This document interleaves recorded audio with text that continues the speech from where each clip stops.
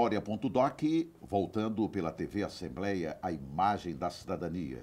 Hoje nós estamos falando sobre Anaíde Beiris.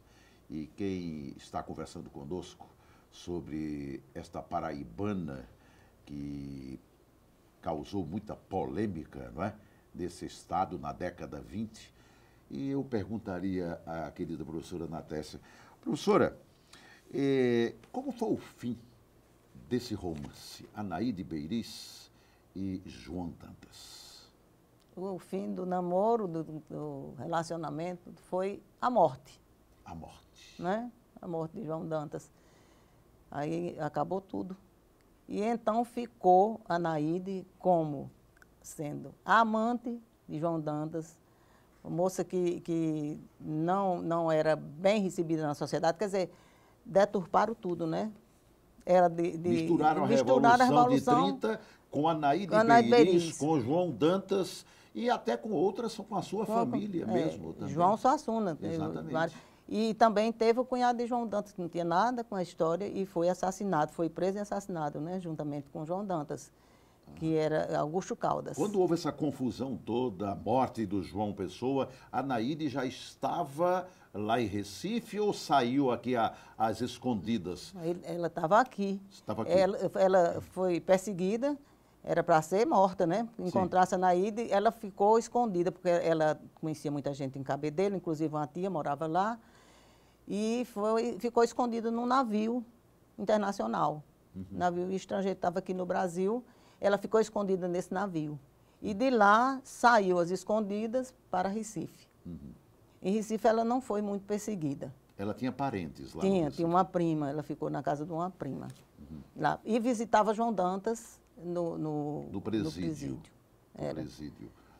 Mas foi a partir daí onde começaram as perseguições ainda mais acentuadas contra ela. Ela já tinha sido... Depois da morte de João Dantas, ela foi levada para um asilo, um asilo que era comandado lá por umas irmãs, quer dizer, era um asilo de moças que estudavam lá, do interior, vinham estudar lá em Recife, ficavam, eu chamava asilo, né, do Bom Pastor, que tem um nome aqui, mas não tem nada a ver com prisão, era residencial. Me preocupa porque os anos passaram e tantas deturpações quanto ao comportamento dessa menina paraibana, dessa moça tão bonita e tão inteligente que foi a Anaíde Beiris. Inclusive o filme da nossa... Tizuca, da Tizuca. Totalmente deturpado. Tudo, né? Totalmente.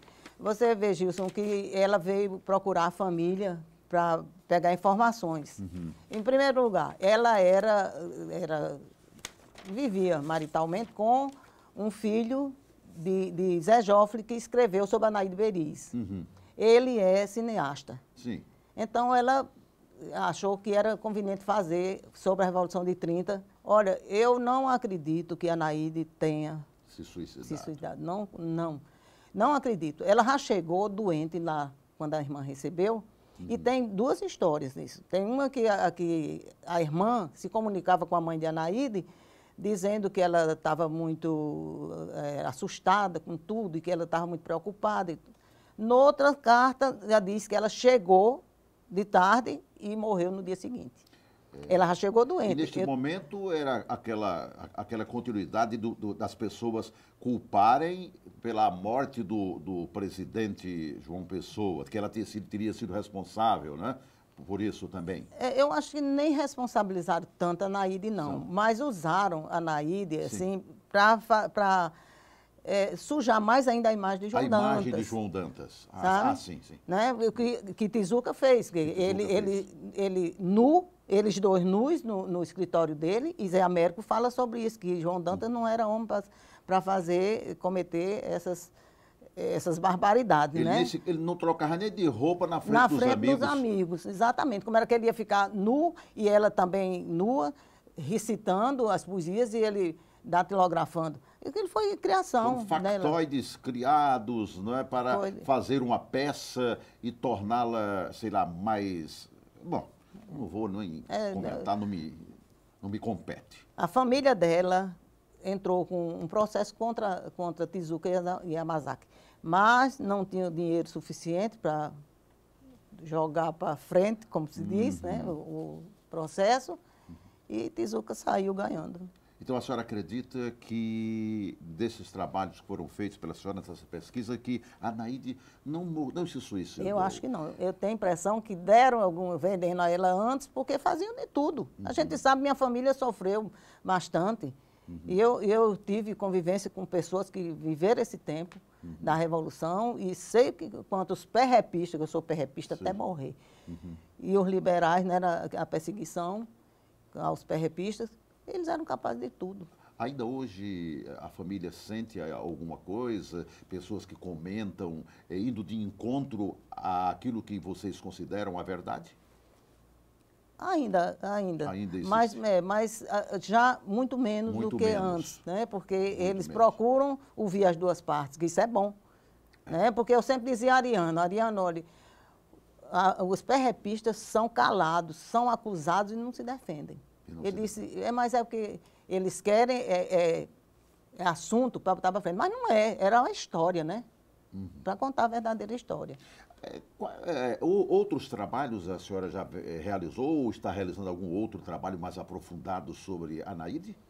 Não, esse que eu fiz recente, e eu não tive mais, assim, não tenho nem onde procurar mais. Não tem não mais, tem, não né? tem, porque foi queimado tudo que era de Anaíde. Esse seu de João trabalho Dantas. ele está ainda à venda em algum local? Não, eu não vendi. Isso aqui eu fiz até em casa mesmo.